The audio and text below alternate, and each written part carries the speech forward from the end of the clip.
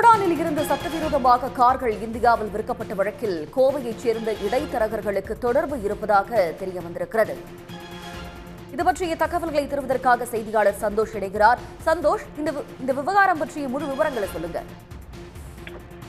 அதாவது இந்தியாவுக்குள்ள முறையான ஆவணங்கள் மற்றும் எதுவும் இல்லாம சட்டவிரோதமாக பூட்டான் வழியாக வெளிநாட்டு சொகுசு கார்கள் உள்ளிட்ட வாகனங்களை கடத்தி வந்தது தொடர்பான சோதனை தான் நேற்றைக்கு கேரளா முழுவதும், அதாவது கொச்சின், திரிசூர், கோழிக்கோடு, மலப்புரம் உள்ளிட்ட மாவட்டங்கள்ல 30 இடங்கள்ல சோதனைகள் நடைபெற்றது. அதாவது இந்த கார்கள் வாங்கியவர்கள், விற்பனை செய்தவர்கள், இடைத்தரகர்கள் என்று 30 இடங்கள்ல இந்த சோதனையானது நடைபெற்றது.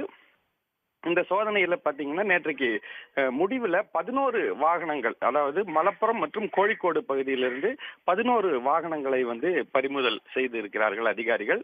இந்த சோதனையானது நடைபெற்று இதனுடைய விளக்கங்களை ஆணையாளர், அதாவது சுங்கத்துறை ஆணையாளர் இது குறித்தான செய்தியாளர்கள் கூட்டத்தில் இந்த சோதனை குறித்து விவரித்துக் கொண்டிருந்த பொழுது அவருக்கு ஒரு செல்போனுக்கு ஒரு போன் வருகிறது.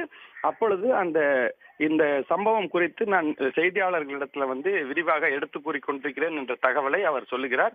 அதன் பிறகு சற்று நேரத்திலேயே அந்த பத்திரிகையாளர் சந்திப்பை பாதியிலே அவர் நிறுத்தி விடுகிறார்.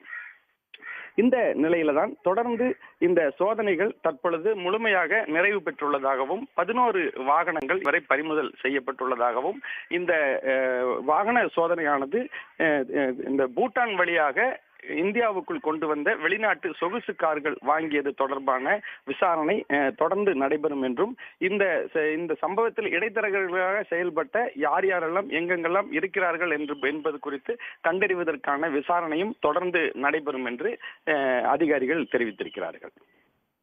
தங்களுடைய விவரங்களுக்கு நன்றி சந்தோஷ்.